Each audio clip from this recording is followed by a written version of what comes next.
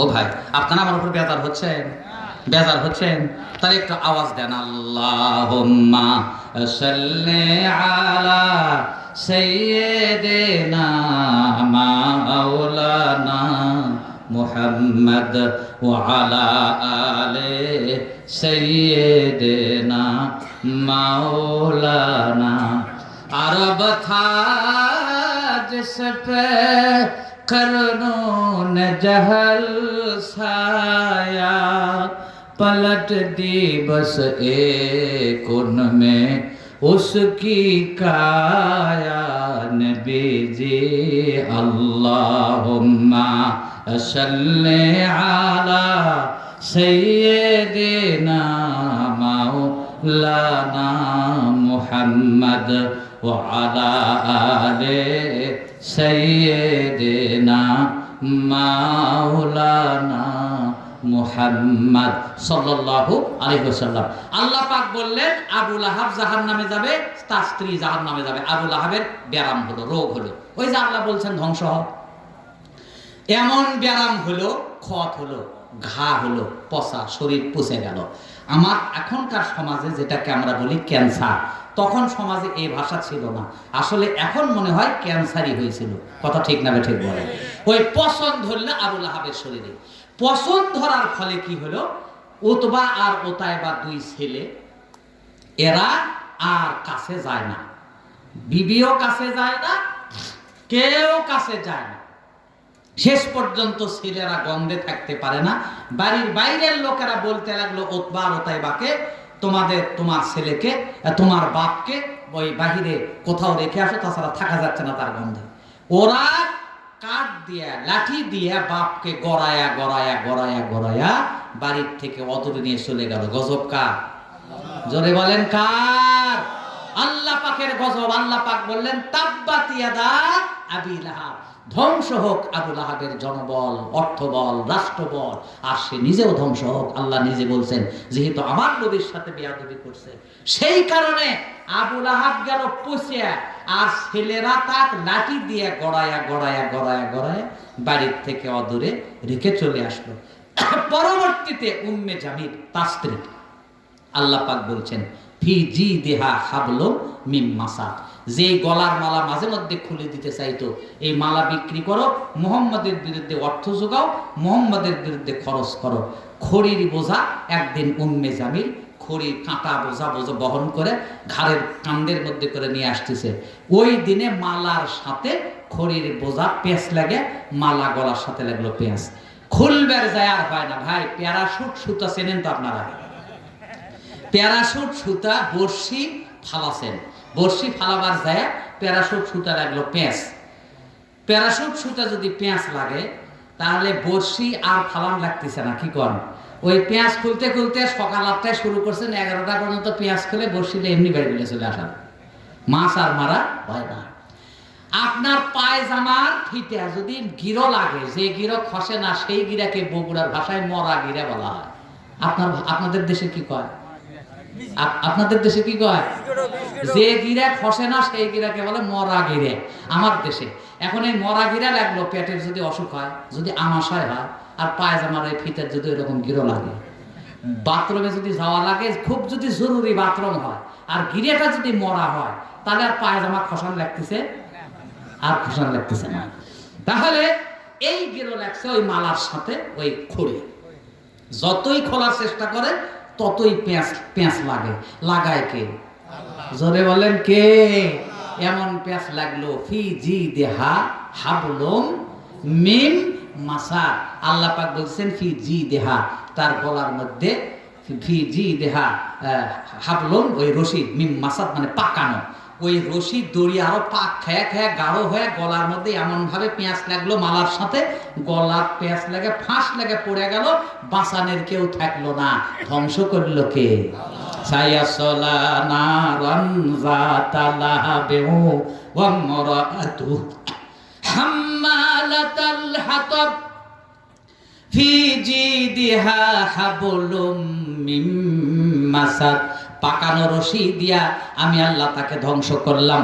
ওরে দুনিয়ার মানুষেরা, আবুল আহাব সূরা আর আমি নাজিল করব না দুনিয়ায়, কিয়ামত পর্যন্ত আবুল আহাব সূরা তোমরা পড়বা, এখান থেকে তোমরা শিক্ষা নেবা।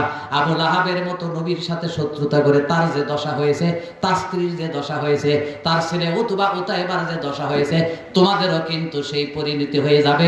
সেই আল্লাহ পাক আমি এখনো আছি, হুয়াল হাইয়ুল কাইয়ুম, তিনি চিরঞ্জীবী, তিনি চিরস্থায়ী। সেই কারণে তোমরা যেন মনে করো না সেই আল্লাহ এখন পরিবর্তন হয়ে গেছেন, আমি কিন্তু সেই আল্লাহ এখনো আছি। আবুল আহাবের পরিণতি আমি এখনো আল্লাহ করতে পারি। অতএব সাবধান, দুনিয়ার আল্লাহর শত্রু, নবীর শত্রুরা, মুহাম্মদুর রাসূলুল্লাহ সাল্লাল্লাহু আলাইহি সাল্লামের শত্রুরা। এখন আবার আলেম ওলামা যারা নবীর কথা বলে, আলেম ওলামাদের দাওয়াত যেহেতু নবীর রাস্তায় মতো যদি হয়, সেই আলেমরাও ইসলাম বিরোধীদের শত্রু হয় না বন্ধু হয়? কথা বলেন, শত্রু হয় না বন্ধু হয়? সেই আলেমদের শত্রু হয়। সেই কারণে আজ আলেমদের দশাও সালসা হয়ে গেছে। অথচ আল্লাহর নবীকে সাহাবীরা জিজ্ঞাসা করলেন, ইয়া রাসূলুল্লাহ, ইয়া হাবিবাল্লাহ, আমরা আপনাকে দেখি, আপনারে দেখে আমরা ফজিলত পাই, সওয়াব পাই, কিন্তু এমন একটা সময় আসবে সেই জামানার লোকেরা তো আপনাকে দেখতে পারবে না, তাহলে আমাদের মতো দাম, আমাদের মতো ফজিলত তো তাদের হবে না। আল্লাহর নবী সোনার জবানে বললেন, মান যারা আলেমান ফাকা আন্নামা যারানি, যারা ওই জামানায় হক্কানি আলেমদেরকে দয়ার চোখে, মায়ার চোখে, মহব্বতের চোখে দেখবে, তারা যেন আমি নবী মুহাম্মদুর রাসূলুল্লাহর সাথে জিয়ারত করলো। এক সাহাবী জিজ্ঞাসা করেন, ইয়া রাসূলুল্লাহ, ইয়া হাবিবাল্লাহ, আপনার পিছনে আমরা সালাত আদায় করি, আপনার পিছনে আমরা নামাজ পড়ি, আপনার পিছনে নামাজ পড়ে যে ফজিলত অর্জন করি, আমাদের পরে যারা আসবে, আপনারা যারা দেখবে না, তারা তো এই ফজিলত পাবে না। আল্লাহর নবী বলেন, যারা মান সাল্লা খালফা ইমামিন তাকিয়ান ফাকান্নামা সাল্লা খালফি, যারা ওই জামানার হক্কানি আলেমদের পিছনে সালাত আদায় করবে, হক্কানি আলেমদের পিছনে যারা নামাজ পড়বে, আমি নবী ঘোষণা দিচ্ছি, তারা যেন আমি নবী মুহাম্মদুর রাসূলুল্লাহর সাথে পিছনে নামাজ পড়লো। সাহাবী জিজ্ঞাসা করলো, ইয়া রাসূলুল্লাহ, ইয়া হাবিবাল্লাহ, আপনার সাথে আমাদের দেখা হয়, আপনার সাথে আমাদের হাতটা মিলিয়ে দেয়, আমরা মুসাফা করি, মুসাফার সওয়াব পাই। এক জামানা আসবে তারা তো আপনাকে দেখতে পারবে না, তারা তো আপনার সাথে হাত মিলাইতে পারবে না, তারা আমাদের মতো দামি দামি কেমনে হবে? আল্লাহর নবী বলেন, মান সাফাহা মা আলিমিন তাকিয়িন ফাকান্নামা সাফাহানি, যারা ওই সমস্ত আল্লাহওয়ালা, আমার ওয়ারাসাত আম্বিয়া, ওয়ারাসাতুল আম্বিয়া, আমার আলেমদের সাথে যারা মুসাফা করবে, আমি নবী ঘোষণা দিয়ে গেলাম, তারা যেন আমি নবীর সাথে মুসাফা করলো।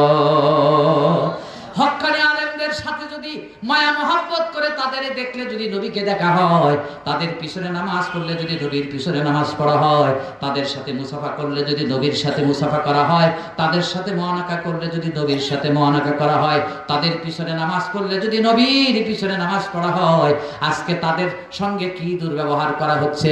আল্লাহর নবী বলেন, ইন্না মিন ইজলালিল্লাহি তাআলা আল ইকরামি যিশাইবাতিল মুসলিম ওয়া হামিলুল কোরআন ওয়া ইমামুম মুকসিত। আল্লাহর নবী বলেছেন, আল্লাহ তাআলা বলেন, আমার আল্লাহ পাক বলেন, ইন্না মিন ইজলালিল্লাহি তাআলা আল ইকরামি যিশাইবাতিল মুসলিম, আমার আল্লাহ পাক বলেন, যারা পৃথিবীতে বুড়ো পরহেজগার, মুরব্বী পরহেজগার, দিনদার, আল্লাহওয়ালা, পুরাতন মানুষকে যারা ভালোবাসবে, সম্মান দেবে, তারা যেন আমি আল্লাহকেই সম্মান করলো। তাহলে তারা যেন আমি আল্লাহকে স্মরণ সম্মান করলো।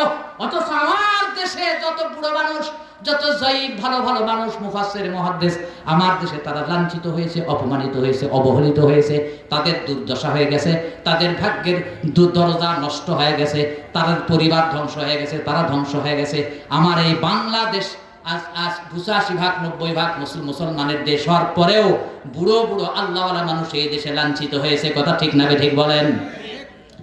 শুধু তাই নয়, আল্লাহর নবী বলেন, ওয়া হামিলুল কোরআন, কোরআনের যারা ধারক বাহক, কোরআনের যারা তাফসীর কারক, কোরআনের যারা মুফাসসির, তাদের সাথে যারা ভালো ব্যবহার করে, তাদের সাথে তাদেরকে যারা তাজিম করে, তাদেরকে যারা মহব্বত করে, আমার নবী বলছেন, আল্লাহ তাআলা বলেন, তারা যেন আমি আল্লাহকে ভালোবাসলো, তারা যেন আমি আল্লাহকে মহব্বত করলো। এরপরে আমার নবী বলছেন, আল্লাহ তাআলা বলেন, ওয়া ইমামুম মুকসিত, সমাজের যারা সৎ নেতা, চরিত্রবান যারা নেতা, যারা ইমাম, তাদেরকে যারা মহব্বত করে, ভালোবাসে, তারা যেন আমি আল্লাহকেই তাজিম করলো। জোরে বলেন আল্লাহু আকবার। বলছিলাম তরুণ সমাজের জন্য 5টা কথা আমি বলবো, সেই কথাগুলো একটু বলতে চাচ্ছি একটা হাদিসের আওতায় মাত্র। একটা হাদিসের মধ্যে যুব সমাজ অসবুজ সঙ্গ, তোমরা যারা সেবামূলক কাজ করো তার সাথে যারা যুবক আছো, হাদিসের মধ্যে আছে নবী যুবকদেরকে ডেকে বলছেন, তরুণ সমাজ শোনো, তোমরা রাস্তার 4 মাথায় 5 মাথায় বসার থেকে বিরত থাকো, 3 মাথায় বসে থাকা থেকে বিরত থাকো। সাহাবীরা বলেন, ইয়া রাসূলুল্লাহ, আমরা রাস্তায় বসি, 4 মাথায় 3 মাথায় বসি, আমরা ভালো কথা বলি, ভালো আলোচনা করি, বসতে দোষ কি? নবী বললেন, যদি বসোই তাহলে কাজ করো, আমল করো। 1 নম্বর রাদ্দুস সালাম, সালামের জবাব দাও। সুবহানাল্লাহ বলেন। ও তরুণ সমাজ, 3 মাথায় 2 মাথায় 4 মাথায় 5 মাথায় বসে থাকো না। নিষেধ করার কারণ হচ্ছে তরুণ সমাজকে দেখে মানুষেরা ভয় পায়। কেউ যদি রাত 10টায় 9টায় 8টায় 4 মাথায় 5টাতে যুব সমাজ বসে থাকে, 5 7 8 10 জন, তাহলে দুর্বল মানুষ, সাধারণ মানুষ রাস্তা হাঁটতে ভয় পায় কি পায় না? জোরে বলেন, ভয় পায় কি পায় না? তারা ভয় পায়, বলা যায় না এরা কিছু না ডাকাত না লুটেরাবাজ, এরা কি টাকা পয়সা কেড়ে নেবে, না সম্মান কেড়ে নেবে, না মারবে, না ধরবে। সেই জন্য নবী বলছেন, রাস্তার 3 মাথায় 4 মাথায় তোমরা বসে থাকো না।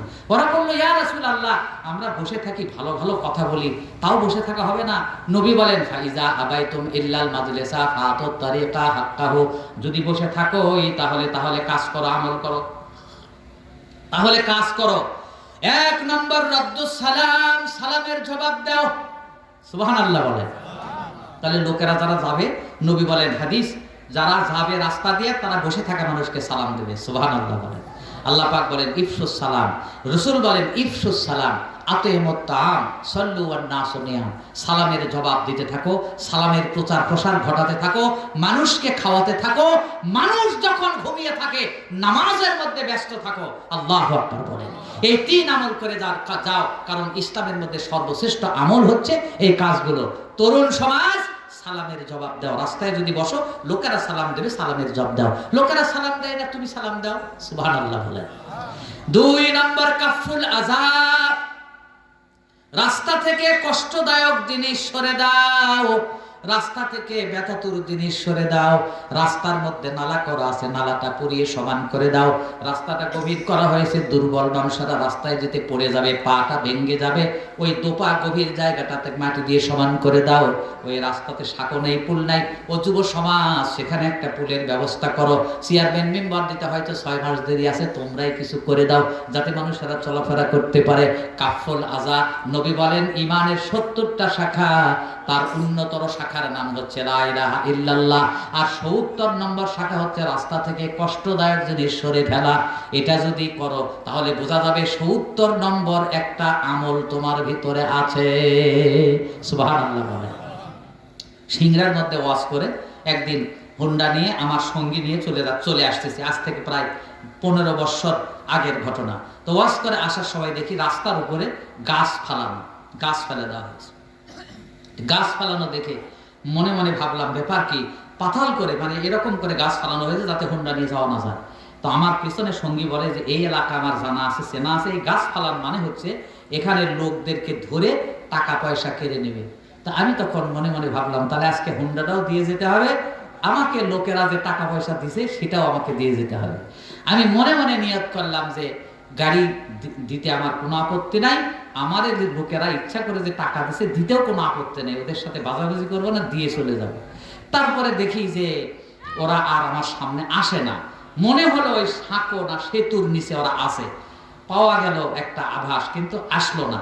তো 2 ভাই আমরা সাথী ভাই ধরে আর খেজুরের ওই গাছের আগাটা সরায় দিলাম, সরায় দিয়ে যা কোনো মতে গাড়িটা পার করে বেঁচে গেলাম, আল্লাহ বাঁচায় দিল। তখন আমার মনে হলো যে নবী বলছেন ইমানের 70টা শাখা, উন্নততর শাখার নাম হচ্ছে লা ইলাহা ইল্লাল্লাহ, আর 70 নম্বর শাখার নাম হলো কাফুল আযা, রাস্তা থেকে কষ্টদায়ক জিনিস সরে ফেলে দেওয়া। সুবহানাল্লাহ বলে, মানুষকে বিপদমুক্ত করা। নবীর জামানায় সোনালী যুগে এক তরুণী এক যুবতী রাস্তা দিয়ে চলছে একা একা। এই যুবতীর নজর পড়েছে একটা যুবকের উপরে নজর পড়েই শিহরিয়ে উঠে বলছে, আল্লাহ, এখানে আমি এক যুবতী ছাড়া আর কেউ নাই, ওই যুবক ছাড়া আর কেউ নাই। মাবুদ, মান আর সম্ভ্রম আর রাখতে পারলাম না, এই বুঝে আমার সম্মান যায়, এই বুঝে আমার ইজ্জত যায়। আল্লাহ, তুমি আমার হেফাজতের মালিক, তুমি ছাড়া কেউ নাই। যুবকটা যতই কাছাকাছি হতে লাগলো, তরুণী যুবতীটা ততই থরথর করে কাঁপতে লাগলো ভয়ে। এক পর্যায়ে যুবক তার এই ভয় দেখে যুবতীকে বলল, মা আপনি কোথায় যাবেন? বলার সঙ্গে সঙ্গে যুবতীর একটা সাহস হলো। যুবতী বলল, ওই যে দূর দেখা যাচ্ছে ওই পাহাড়, ওই পাহাড়ের মাথায় আমাকে যেতে হবে, কিন্তু বেলাটা ডুবে গেল, আমার সঙ্গে কেউ নাই, সেখানে আমি যেতে চাচ্ছি। তরুণ তখন বলছে, ভয় নেই, ভয় নেই, আমি আপনাকে সেখানে রেখে আসতেছি। সুবহানাল্লাহ বলেন। তরুণীটা চলে যেতে লাগলো, ভিতরে ভয়, তারপরেও তার সাথে যেতে লাগলো। তরুণটা বলতে লাগলো, আল্লাহর ভয় আমার ভিতরে আছে, আমি কলেমা পড়ছি, লা ইলাহা ইল্লাল্লাহু মুহাম্মাদুর রাসূলুল্লাহ। আল্লাহ ছাড়া কেউ নাই, মুহাম্মদ সাল্লাল্লাহু আলাইহি ওয়াসাল্লাম আল্লাহর রাসূল। আমি কলেমা পড়েছি, আমি মুসলমান হয়েছি, অতএব আল্লাহর ভয় ছাড়া আমার ভিতরে কেউ নাই। তুমি তরুণী, তুমি যুবতী, তোমার ইজ্জত আল্লাহ রক্ষা করবে, আর আমার মধ্যে লজ্জা আছে, শরম আছে, আমার দ্বারা তোমার চরিত্রের কোনো ক্ষতি হবে না, আমি মুহাম্মদ সাল্লাল্লাহু আলাইহি ওয়াসাল্লামের উম্মত। সুবহানাল্লাহ। নবী বলছিলেন, ও সাহাবীরা তোমরা শুনে রাখো, এমন একটা সময় আসবে এই মদিনায়, এই মক্কায়, এই শরীয়ত ইসলাম এমন ভাবে কোরআন এবং সুন্নাহ কায়েম হবে, সানা থেকে হাজরা মাউত পর্যন্ত একটা তরুণী যুবতী একা একা পথ চলবে, কোনো একটা তরুণ তার দিকে চোখ তুলে তাকাবে না, নিরাপদে তার বাড়িতে পৌঁছে যাবে। সুবহানাল্লাহ বলেন। আজকে যদি আমাদের সমাজে সেই রাষ্ট্র ব্যবস্থা কায়েম হতো, তাহলে আমার দেশে হাজার হাজার মেয়েরা ধর্ষিতা হতো না। এই মুসলিম দেশে, আমাদের দেশেও পত্রিকা খুললেই মেয়েরা ধর্ষিতা হতে দেখা যায় রাস্তাঘাটে, সেই বকাটে ছেলেদের হাতে। কথা ঠিক না ঠিক বলেন? যদি কোরআন এবং সুন্নাহর বিধি ব্যবস্থা, সমাজ ব্যবস্থা থাকতো, আমার দেশের মা বোনেরা যদি পর্দায় থাকতো। এই এলাকাতে এসে আমার খুব ভালো লাগছে, আমি রাস্তা দিয়ে চলি, ছোট ছোট বাচ্চা দেখলেই কয় আসসালামু আলাইকুম, ছোট ছোট বাচ্চা দেখলেই বলে আসসালামু আলাইকুম। আমি তখন ভাবলাম, আল্লাহ, সালামের ওয়াজ আমার আজ করতে হবে না, তাও তো আজকে ওয়াজের মধ্যে আমার সালামের কথা আসছে। এই এলাকায় ওই ওয়াজের দরকার নাই, ছোট ছোট পিচ্চি, প্রত্যেকটা পিচ্চির কাছ থেকে সালাম পেয়েছি, কলেজ আমার ভরে গেছে। বাবা মা তাদেরকে সালাম শিখিয়েছে। রাস্তা দিয়ে ঘোরাফেরা করেছি, মেয়েদেরকে দেখা যায় না, মেয়েদেরকে অন্দরমহলে দেখা যায়। তখন আমার মনে হলো, পর্দারও আজ আমার তেমন করা লাগবে না, এই সমাজে পর্দা আছে। সুবহানাল্লাহ বলেন। নামাজ পড়া ফরজ, রোজা করা ফরজ, হজ করা ফরজ, টাকা থাকলে যাকাত দেওয়া ফরজ, হালাল খাওয়া ফরজ, সুদ থেকে বাঁচা ফরজ, ঘুষ না খাওয়া ফরজ। তাহলে পর্দা করা ফরজ। আমে পর্দা, কাঁঠালে পর্দা, কলায় পর্দা, লিচুতে পর্দা, আনারসে পর্দা, পেঁপেতে পর্দা, জবে পর্দা, এমন কোনো ফল নাই যার উপরে পর্দা নেই। আমাদের ঘরের জানালাতে পর্দা, দরজাতে পর্দা, ঘরের যে টিভি আছে সেটিও পর্দা। খালি নাই হলো যে জায়গা থাকা লাগবে সেই জায়গা। কথা ঠিক না ঠিক বলেন? আপনাদের এলাকার কথা কই না, আপনাদের এলাকায় পর্দা আছে, আমি একটু দেখে আমার ভালো লাগছে। কিন্তু এই পর্দা, আম কাঁঠালে পর্দা কেন দিছে? আপনার 5 মাথা হাটে রহিম ভাই আর করিম ভাই দুইজন গেল আম নিয়ে বেচতে। একজন আম ছিলে নিয়ে গেল, এক ডালা আম ছিলে নিয়ে গেল, আর একজন এক পাকা আম না ছিলে নিয়ে গেল। রহিম ভাই আর করিম ভাই দুইজন যদি বসে থাকে 8টা থেকে 10টা পর্যন্ত, যার আমের উপরে খোসা আছে তারটা বিক্রি হয়ে যাবে, যাই ছিলে নিয়ে গেছে ওটা হবে বিক্রি হবে না। কারণ বিক্রি না হওয়ার কারণ হলো যে তুমি ছিলে নিয়ে আসছো কেন? আপনি এখন বলছেন যে আমি নিয়ে এসেছিলাম ছিলে এই জন্য যে তুমি খালি নেবা আর খাবা, তোমার কাজ ছিলতে হবে না, তোমার কাজ সুবিধা করে দেওয়ার জন্য আনছি। তখন আপনি বলবেন যে না, ওই আমের উপরে 10 জনে হাত দিছে, 10 জনের ময়লা ওখানে পড়ছে, ওই আম খাবো না, তুমি বাড়িতে নিয়ে যে খাওগে। তাহলে ওই জন্য আল্লাহ খোসা বা পর্দার ব্যবস্থা করেছেন। নারীদের পর্দা থাকলে আদর কমে না বাড়ে? বলেন, নারীদের আদর কমে না বাড়ে? নারীদের পর্দা থাকলে আদর বাড়ে। যত মেয়েটা অসুন্দরী হোক, যদি কালো বোরকা পরে, খালি যদি দুটো চোখ দেখা যায়, তখন মনে হয় যে এই মেয়েটা অসুন্দর না। কথা ঠিক না ঠিক বলে? কালো বোরকা যদি পরে, মেয়ে যত অসুন্দরী হোক, তার দুটো চোখ শুধু খোলা থাকে, তারপরেও দেখলে মনে হয় যে এই মেয়েটা অসুন্দর না। তাহলে বোরকা মেয়েদেরকে সুন্দরী বানায়, সুবহানাল্লাহ বলেন, শালীন বানায়, ভদ্র বানায়। এই বোরকার বিরুদ্ধে বহু কথা হয়েছে, আদালতে পর্যন্ত বোরকার ব্যাপারে বলা হয়েছে বাবা মা মেয়েদেরকে পর্দা করার জন্য বাধ্য করতে পারবে না। এর একটা কথা হলো, কোরআনের সাথে যদি আদালতের কথা বিপরীত হয়, তাহলে আল্লাহর কথা পিছনে পড়ে যায় কিনা বলেন? কথা বলেন, আল্লাহর কথা পিছনে পড়ে যায়। আল্লাহর কথা যদি পিছনে পড়ে যায়, ঈমান থাকে না যায়? তাহলে কত বড় দুশ্চিন্তার কথা। এই কথাগুলো থেকে আমাদেরকে ফিরে আসতে হবে। আইনজ্ঞ যারা তাদেরকে মুবারকবাদ জানায়। কোরআনের সাথে হাদিসের সাথে আপনাদের সেই আদালতের কথাগুলোর একটু সামঞ্জস্য মিল থাকুক। সবাই বলেন আল্লাহুম্মা আমিন, সবাই বলেন আল্লাহুম্মা আমিন। তো সেখানে বলা হয়েছে যে পর্দা করার জন্য বাধ্য করতে পারবে না, আল্লাহ করতেছেন বাধ্য।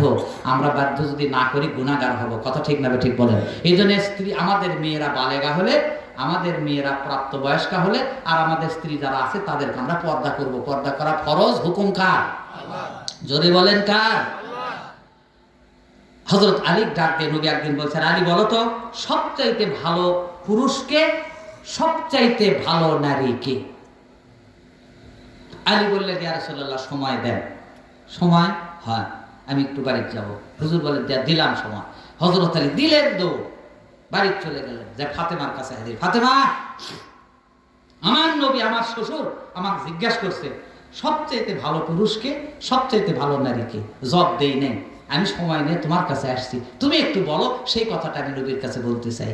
ফাতেমা হেসে উঠে বলেন, আরে আমার আব্বার কাছে গিয়ে বলো সবচাইতে ভালো পুরুষ তারাই যারা পর নারীকে খারাপ নজরে দেখে না। সবচাইতে ভালো নারী তারাই যারা পর পুরুষকে মন্দ নজরে দেখে না। আল্লাহু আকবার। কুল লিল মুমিনিনা ইয়াগুদ্দু মিন আবসারিহিম ওয়া ইয়াহফাযু ফুরুজাহুম ওয়া কুল লিল মুমিনাতি ইয়াগুদ্দুনা মিন আবসারিহিন্না ওয়া ইয়াহফাযুনা ফুরুজাহুন্না। মুমিন পুরুষ আর মুমিন নারী তারা যেন তারা পর্দা করে চলে, চক্ষুকে নিম্নগামী করে চলে। সুবহানাল্লাহ বলেন। হযরত আলী কাররামাল্লাহু ওয়াজহু ওই জায়গা থেকে নবীর কাছে ছুটে এলেন। নবীকে বলেন, ইয়া রাসূলুল্লাহ সবচাইতে ভালো পুরুষ তারাই যারা পরনারীকে মন্দ নজরে, পরনারীর দিকে তাকায় না। আর সবচাইতে ভালো নারী তারাই যারা পর পুরুষের দিকে মন্দ নজরে তাকায় না। আমার নবী বলেন, আলী সত্য কথা বলেছো, সঠিক কথা বলেছো। আলী বলেন, ইয়া রাসূলুল্লাহ এটা আমার কথা না, আপনার মেয়ে, আমার স্ত্রী ফাতেমার কথা। আমার নবী বলেন, আমার ফাতেমার রক্তের টুকরো, গোশতের টুকরো, আমার কলেজার টুকরো, আমার ফাতেমা আমার মনের কথা বলে দিয়েছে। সুবহানাল্লাহ। তরুণ সমাজ আমল করো। 1 নম্বর, রাস্তায় যদি বসো তাহলে সালামের জবাব দাও। 2 নম্বর, কাফল আযা, রাস্তা থেকে বিপদ, কষ্টদায়ক জিনিস জনগণকে শান্তি পাওয়ার জন্য ফেলে দাও, সরে দাও।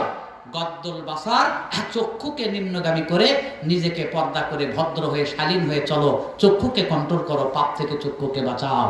4 নম্বর, আমরুন বিল মারুফ, ভালো কাজের পরামর্শ দাও। 5 নম্বর, অন্যায় অশ্লীল কাজ থেকে মানুষকে বিরত রাখার চেষ্টা করো। আল্লাহু আকবার বলেন। আমল কয়টা হলো? জোরে বলেন, কয়টা হলো আমল? এই 5টা আমল তরুণ সমাজদেরকে আল্লাহ করার তৌফিক দান করুক। সবাই বলেন আল্লাহুম্মা আমিন। আল্লাহর নবী বলেন, ইযা সাল্লাত খামসাহা ওয়া সামাত শাহরাহা ওয়া আতাআত বালাহা ওয়া আহসানাত ফুরুজাহা। কোন মা বোনেরা যদি 5 ওয়াক্ত সালাত আদায় করে, রমজান মাসের রোজা রাখে, আর আহসানাত ফুরুজাহা, তার গোপন অঙ্গের হেফাজত করে। আল্লাহর নবী বলেন, কেউ যদি রমজানের রোজা রাখে, ফরজ নামাজ পড়ে, আর যদি স্বামীর খেদমত করে, স্বামীর আনুগত্য করে, স্বামীকে মেনে চলে, ইজ্জতের সম্মানের যদি হেফাজত করে, এই 4টা আমল যদি করে, আল্লাহর নবী বলেন 8টা জান্নাতের দরজা তার জন্য খোলা। মা বোনেরা 5 ওয়াক্ত নামাজ আপনারা পড়েন, আমি জানি, যারা পড়েন না তাদেরকে পড়াবার চেষ্টা করবেন। আপনার মেয়ে যদি হয় রমজান মাসের রোজা রাখেন, স্বামীর হুকুম মেনে চলেন। স্বামী যদি অন্যায় হুকুম করে আপনি বুঝাবেন, সেটা মানা লাগবে না, সেটা মানতে হবেও না। আপনি তাকে বুঝাইবেন, কষ্ট যদি হয় কষ্ট করবেন, আপনি জান্নাতে যাবেন। তবে আপনার স্বামী এমন নয়, আপনাকে অন্যায় কিছু বলবে না। আর আপনি ইজ্জতের সম্মানের হেফাজত করবেন, আপনার স্বামীর আমানতকে আপনি রক্ষা করবেন। আর রমজান মাসের রোজা আমাদের সামনে আসতেছে। আজকে রজব মাসে মনে হয় সময় চলে গেছে, শাবান মাস পড়ে গেছে। শাবান মাসের 1 তারিখ এখন হয়ে গেছে, 12টা পার হয়ে গেছে, 12টা পার হয়ে গেছে। অতএব শাবান মাস আসতেছে। শাবান মাসের বরকত আল্লাহ আমাদেরকে সকলকে পাওয়ার তৌফিক দান করেন। সবাই বলেন আল্লাহুম্মা আমিন।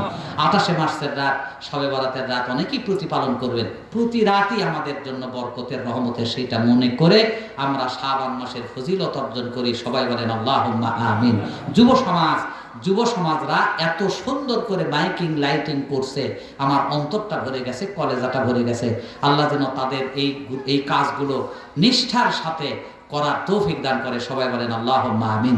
এই যুব সমাজদেরকে আমি একসাথে দেখেছি, একসঙ্গে দেখেছি, সেবামূলক কাজ তারা করে সমাজকে এগিয়ে নিতে চায়।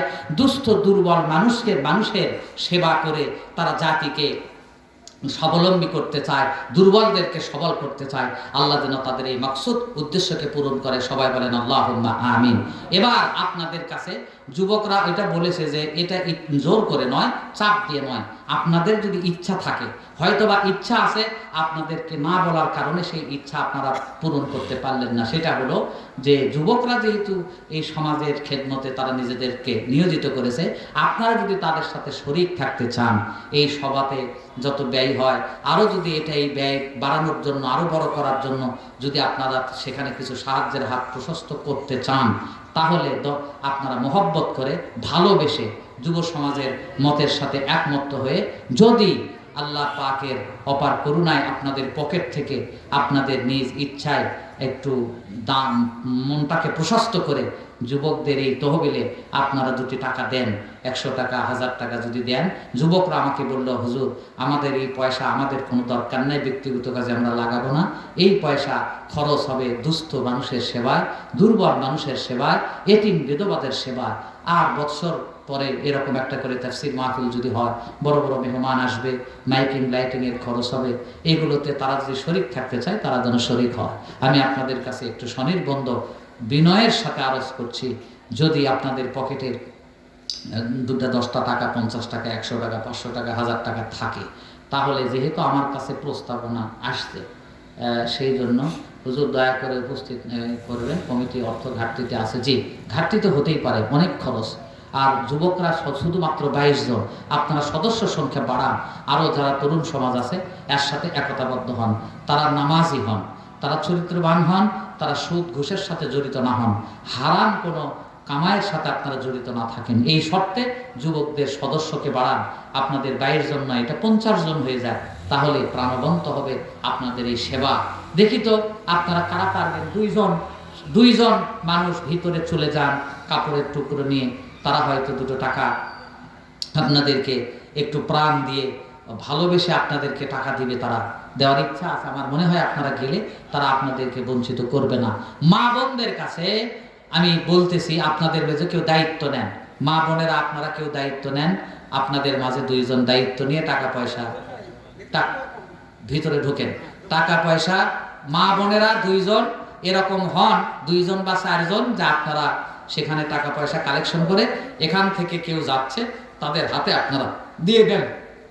জানি না কার নাম আয়েশা, কার নাম উম্মে সালমা, কার নাম হাফসা, কার নাম হাওয়া।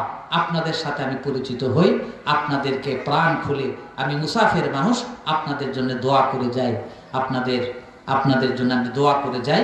এই যে ইতিমধ্যে 2 জন 4 জন রুমাল নিয়ে আপনাদের কাছে চলে গেছে। সুবহানাল্লাহ ওয়ালহামদুলিল্লাহ লা ইলাহা ইল্লাল্লাহ, সুবহানাল্লাহ ওয়ালহামদুলিল্লাহ লা ইলাহা ইল্লাল্লাহ, সুবহানাল্লাহ ওয়ালহামদুলিল্লাহ লা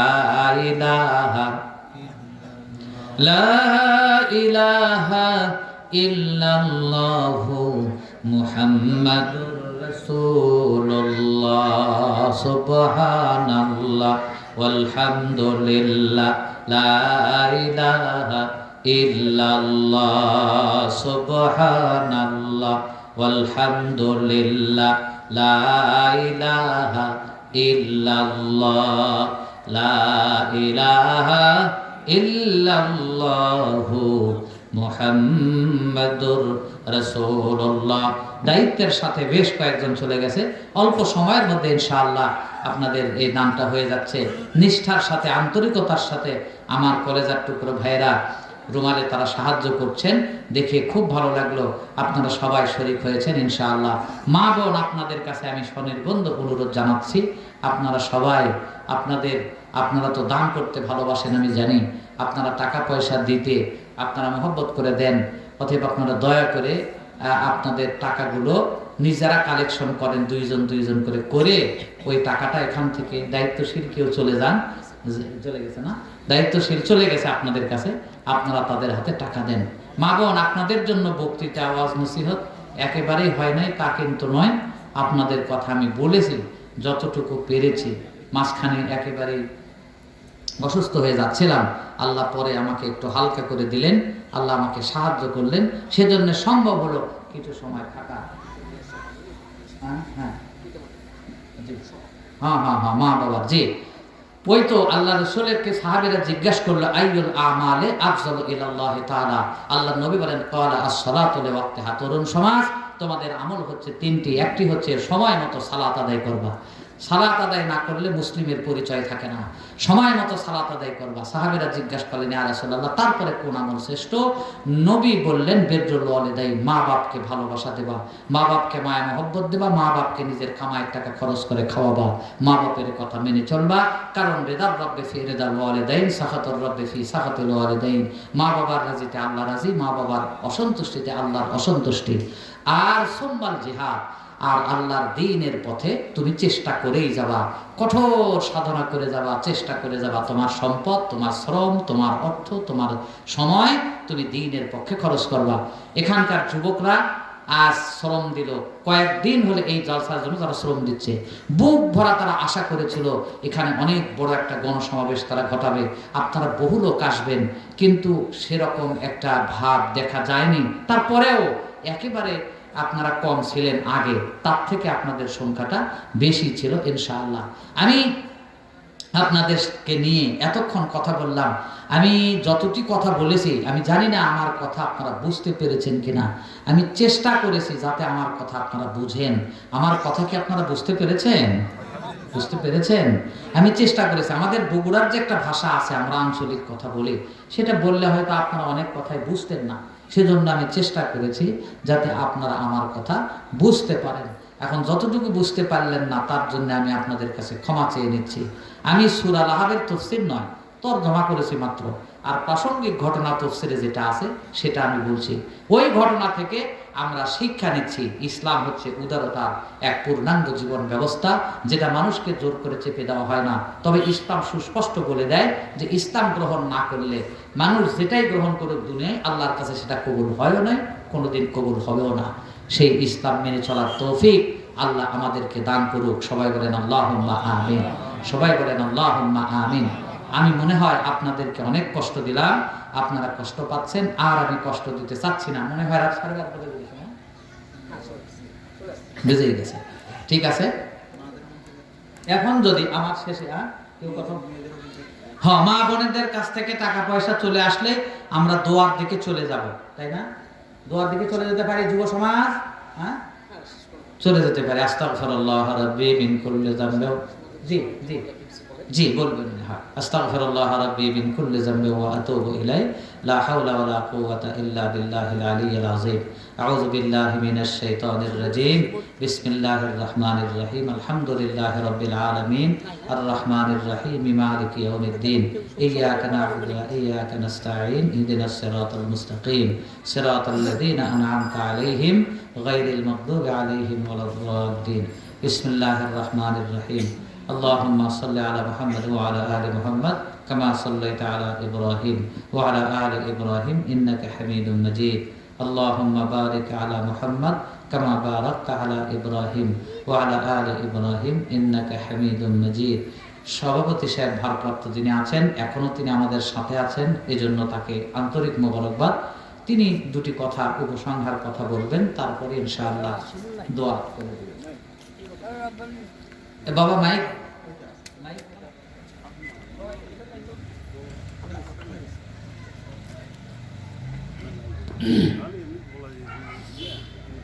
মারহাবা। সম্মানিত উপস্থিতি, চাপারতল সবুজ সংঘ আয়োজিত ৭ম ঐতিহাসিক তাফসীরুল কোরআন মাহফিলের আজকের প্রধান মেহমান জনাব সাইফুল ইসলাম সাহেব পবিত্র কোরআন এবং হাদিসের আলোকে অত্যন্ত তাৎপর্যপূর্ণ গুরুত্বপূর্ণ আলোচনা রেখেছেন। আমরা সকলেই তেনার এই কথাগুলো আমাদের বাস্তব জীবনে অনুকরণ করি, কোরআন এবং হাদিসের জিন্দেগি গড়ে আল্লাহ রাব্বুল আলামিন আমাদের সেই তৌফিক দান করুক। সম্মানিত উপস্থিতি, আমরা আজকের এই মাহফিলের শেষ পর্যায়ে চলে এসেছি। আমার হাতে একটি চিঠি, আমি এই বিষয়টা আপনাদের শোনাচ্ছি। বিসমিল্লাহির রহমানির রহিম। জনাব আসসালামু আলাইকুম। আলহামদুলিল্লাহ, আল্লাহ রব্বুল আলামিনের দরবারে আমরা অগণিত শুকরিয়া জানাই যে তার একান্ত মেহেরবানিতে আগামী 21শে মার্চ 2021 রোজ রবিবার সময় মাগরিব হইতে মসজিদ পাড়া ঈদগাহ মাঠে তাফসিরুল কোরআন মাহফিল অনুষ্ঠিত হবে। উক্ত তাফসিরুল কোরআন মাহফিলে আপনার উপস্থিতি ও সহযোগিতা একান্তভাবে কামনা করছি। উক্ত মাহফিলের প্রধান বক্তা হযরত মাওলানা মোহাম্মদ আতাউল গনি ওসমানী, কুড়িগ্রাম। তো সম্মানিত উপস্থিতি, আমরা বুঝতেই পেরেছি যে মসজিদ পাড়ায় আগামী 21 তারিখে একটি তাফসিরুল কোরআন মাহফিল হবে। সেখানে যিনি বক্তা খুবই উসমানের বক্তা জনাব আতাউল গনি ওসমানী, এনার নাম আমরা সকলেই শুনেছি এবং সকলেই চিনি। তো মসজিদ পাড়ার পক্ষ থেকে আমি আপনাদেরকে দাওয়াত দিচ্ছি, মা বোনদের দৃষ্টি আকর্ষণ করছি, আপনাদেরকেও দাওয়াত দিচ্ছি। ইনশাআল্লাহ আমরা সকলেই আগামী 21 তারিখ মসজিদ পাড়া ঈদগাহ মাঠে সময় মতো চলে আসবো ইনশাআল্লাহ। সম্মানিত উপস্থিতি, আজকের এই তাফসিরুল কোরআন মাহফিলের সম্মানিত সভাপতি মহোদয় তেনার অসুস্থতার কারণে চলে গেছেন। তেনার আসনটি ভারপ্রাপ্ত হিসেবে অত্র এলাকার সুপরিচিত জনাব ডাক্তার জহুরুল ইসলাম সাহেব, তিনি দীর্ঘ সময় ধরে আমাদের এই সভাপতির পদটি আলোকিত করে রেখেছেন। এই পর্যায়ে তিনি আপনাদের সামনে দু একটি কথা বলবেন, তারপরে ইনশাআল্লাহ দোয়া হবে।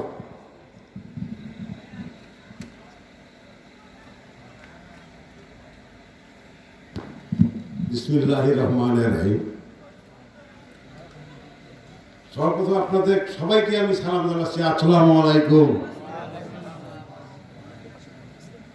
আমি এর আগে বলছিলাম দ্বিতীয় বর্ষ তাফসিরে আমি সেবারে সভাপতির দায়িত্ব পালন করেছিলাম। আজকেও এইভাবে পালন করতে হলো, কিন্তু সেবারে উনি অসুস্থ ছিলেন। আর আজকে আসিয়াও পরবর্তীতে সময় দিতে পারেন, তা ওনার জন্য আপনারা প্রাণ খুলে দোয়া করবেন। আর সেই সঙ্গে আমারও জন্য দোয়া করবেন। আমি তো অসুস্থ, আমি 9 সাল থেকে হাঁটে ঢুকি এবং অন্য রোগ আছে, তারপরে আপনাদের মাঝে এসেছি। আপনারা দোয়া করেছেন দেখে আমি চলাফেরা করতে পারছি, এখনও আমি ডাক্তারি করতে পারতেছি। ইনশাআল্লাহ আপনারা আমার জন্য প্রাণ খুলে দোয়া করবেন। আর আমি কি বলবো, প্রধান মেহমান যিনি বিশদভাবে বক্তব্য দিয়ে আপনাদের বুঝাই দিয়েছেন, তারপরে অন্য মহোদয়েরা যেনারা যেভাবে বোঝাইছেন, তার তুলনায় আমি মূর্খ মানুষ, আমি কিছুই বলতে পারবো না। আমি আশা রাখি আপনারা যেখানে তাফসীর মাহফিল হবে ইনশাআল্লাহ সেখানে আপনারা যাবেন, এইটুকুই আমি আপনাদের কাছে জানিয়ে বিদায় নিচ্ছি। আসসালামু আলাইকুম। মারহাবা। সম্মানিত উপস্থিতি, আমার কৃপণতা হয়েছে, আমরা আরো একটা বিষয় জানি যে আগামী 25শে মার্চ এই আমাদের 30 মেনা মসজিদ, সেখানেও একজন আন্তর্জাতিক মানের বক্তা আসবেন, যার নাম হলো তারেক মনোয়ার। আমরা সেখানেও যাব। আপনারা জেনে থাকবেন যে সেখানকার মাহফিলটা দিনের বেলা হবে। তো আলহামদুলিল্লাহ আমরা সেখানেও উপস্থিত হব বলি ইনশাআল্লাহ। সম্মানিত উপস্থিতি, চাপারতল সবুজ সংঘর উদ্যোগে আয়োজিত 7তম ঐতিহাসিক তাফসিরুল কোরআন মাহফিলের সমাপনী দিবসের এই শেষ মুহূর্তে আমরা সভাপতি মহোদয়ের কথাবার্তা শুনলাম। এ পর্যায়ে আজকে প্রধান মেহমান তিনি মোনাজাত পরিচালনা করবেন। মোনাজাতের মধ্য দিয়ে আজকের এই সভার কার্যক্রম সমাপ্তি ঘোষণা করা হবে।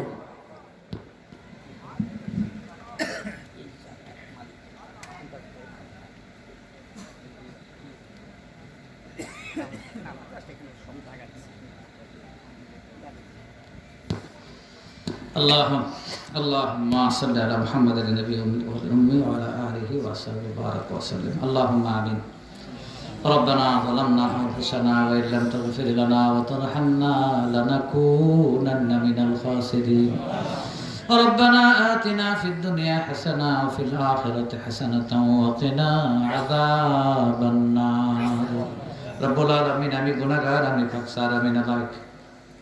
আল্লাহ তোমার দিনদার পরহেজগার ইমানদার পুণ্যবান বান্দাদেরকে নিয়া রব্বুল আলামিন চাপরতল পূর্বপাড়া জামে মসজিদ সংলগ্ন এই জায়গা যেখানে ইন্দাস সাহেব এই জায়গাটা আজকে মাহফিলের জন্য আমাদেরকে দিয়েছিলেন। আল্লাহ এখানে বসে আমরা কোরআন হাদিস থেকে ওয়াজ করেছি, ভুল কথাগুলো সবার অন্তর থেকে উঠাইয়া দাও, শুদ্ধ কথাগুলো সবার অন্তরে বসাইয়া দাও।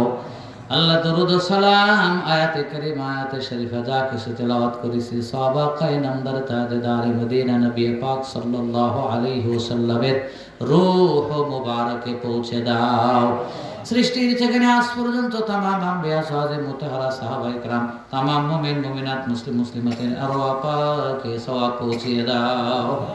রব্বুল আলামিন প্রত্যেকের মরহুম মাগফুর আব্বা মা দাদা দাদি নানা নানি পাড়া প্রতিবেশী আত্মীয় স্বজন বন্ধু বান্ধব অন্ধকার কবরে পড়ে আছে আল্লাহ দয়া করে তাদের কবরগুলোকে জান্নাতের টুকরায় পরিণত করে দাও। রব্বুল আলামিন যারা বেঁচে আছে তাদের হায়াতকে দারাজ করে দাও, শরীরকে সুস্থ রেখে দাও। আয় আল্লাহ সবুজ সঙ্গের সকল সদস্যদের হায়াত দারাজ করো, তাদেরকে নামাজি বানাও, দিনদার পরহেজগার হিসেবে কবুল করো, সমাজের জন্য কল্যাণমূলক কাজ করার তৌফিক তাদেরকে দান করো। আল্লাহ সভাপতি সাহেব অসুস্থ, তার জন্য সুস্থতার জন্য দোয়া করে আল্লাহ তাদের সেহাতে কল্যাণ দান করো। আল্লাহ জুয়েলের বাবার জন্য দোয়া আল্লাহ কবুল করো, আল্লাহ তাদেরকে সুস্থ করো। মতিন সাহেবের জন্য দোয়া আগেও করেছি এখনো করে যাচ্ছে, আল্লাহ দয়া করে তাকে সুস্থ করে দাও। রব্বুল আলামিন এইভাবে ইলিয়াস হোসেন তার ছেলের জন্য দোয়া চেয়েছে, আল্লাহ তার ছেলেকে তুমি ভালো করো।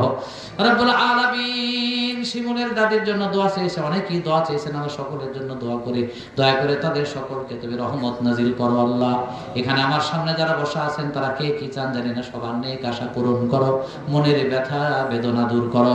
আল্লাহ অসচ্ছলকে সচ্ছল করো, দুর্বলকে সবল করো, অসুস্থকে সুস্থ করো, ঋণগ্রস্তকে ঋণ পরিশোধ করার তৌফিক দান করো, বালা মুসিবত থেকে উদ্ধার করো, আসমানি বালা জমিনি বালা থেকে হেফাজত করো, আসমানি রহমত জমিনি বরকত সবার উপরে নাজিল করে দাও। সারা দুনিয়ার মাজলুম নিপীড়িত মুসলিম নরনারীদের উপরে তোমার রহম করো। আল্লাহ দয়া করে নিপীড়িত মুসলিম নরনারীদেরকে তোমার কুদরতি পর্দা দিয়া হেফাজত করো। রব্বুল আলামিন ঈমানে আমলে ইখলাসে ইয়াকিনে আমাদেরকে বেঁচে রাখো, ঈমানের মউত আমাদেরকে নসিব করো। আল্লাহ রব্বুল আলামিন এই দেশের উপরে তোমার রহমত নাযিল করো, করোনা নামক মহামারী থেকে আমাদের সকলকে তুমি হেফাজত করো। আল্লাহ সারা দুনিয়ার কয়েক লক্ষ আয় আল্লাহ তাআলা মারা গেছে, কোটি কোটি লোক আক্রান্ত হয়ে গেছে, আল্লাহ দয়া করে তোমার রহম ছাড়া থেকে বাঁচার আমাদের কোনো উপায় নাই। রব্বুল আলামিন তুমি ওই করোনার মতো আরো যেগুলো আছে সেগুলো থেকে তুমি আমাদেরকে হেফাজত করো। আয় আল্লাহ এই মাহফিল প্রতি বছর এর চাইতে আরো বড় করে করতে পারে যুবকদেরকে তৌফিক দান করো। আল্লাহ মসজিদে জামাতে নামাজ পড়লাম, রব্বুল আলামিন পাঞ্জেগানা নামাজে মসজিদ তুমি ভরাইয়া দাও, এলাকার প্রতি ঘরে নামাজীদের সঙ্গে তুমি বাড়াইয়া দাও। আল্লাহ তারা এখানে টাকা পয়সা দিল, সময় দিল, শ্রম দিল, আল্লাহ অর্থ দিল, কিয়ামতের দিন মুসিবতের সময় মাহফিলকে তুমি নাজাতের জরিয়া করে দাও। মায়েরা বোনেরা যে সমস্ত আল্লাহ তারা টাকা পয়সা দিয়েছে তাদের দানকে তুমি কবুল করো, পর্দায় থাকার তৌফিক দাও, ফরজ সালাত ফরজ রোজা করার তৌফিক তুমি দান করো, স্বামীর খেদমত করার তৌফিক দান করো, সংসারে তুমি সুখ শান্তি নাজিল করো। রব্বানা তাকাব্বাল মিন্না ইন্নাকা আনতাস সামিউল আলিম ওয়া তুব আলাইনা ইন্নাকা আনতাত তাওয়াবুর রহিম। আল্লাহ দুনিয়া থেকে যখন চলে যাব হাজার হাজার মানুষ আমাদেরকে ওই কাফনের কাপড় দিয়ে চড়ায় খাটনি দিয়া আমাদেরকে কবরস্থানে ডেকে নিয়ে যাবে, হাজার হাজার মানুষ নিয়ে যাবে। কবরের মধ্যে ছেলেও যদি হয় নামায় দেওয়ার পরে কবর থেকে উঠে আসবে। রব্বুল আলামিন আল্লাহর নবী বলেছেন ওই সময় মানুষ কান্দে, আল্লাহর বান্দারা কাঁদে। ওই কান্না যদি দুনিয়ার মানুষ শুনতো, ঘর বাড়ি সংসার বিবাহ বাচ্চা কিছুই করতো না, চাকরি ব্যবসা বাণিজ্য কিছুই করতো না। আল্লাহ দয়া করে সেই দিন তুমি আমাদের আপন হয়ে যাও, সেদিন তুমি আমাদের নামাজ, আমাদের রোজা, আমাদের দান খয়রাতকে আমাদের বন্ধু বানায়া দাও। রব্বুল আলামিন কবরের বাড়ি নামাজ রোজা হজ যাকাত ওদেরকে প্রহরী বানায় আমাদের কবরে আমাদেরকে পাহারা দিয়ে রাখো আল্লাহ। আর মৌতের কষ্ট বড় আযাব, বড় কষ্ট। ওই সময় মৌতের সময় ইবলিস শয়তান এসে ধোঁকা দেয়। আল্লাহ মরণের ফিতনা থেকে আমাদেরকে হেফাজত করো। মৌতের কালিমানের কলেমা নসিব করো আমাদের জবানে। আল্লাহ আমাদের জবানে জারি রেখে দাও লা ইলাহা ইল্লাল্লাহু মুহাম্মাদুর রাসূলুল্লাহ সাল্লাল্লাহু আলাইহি ওয়াসাল্লাম।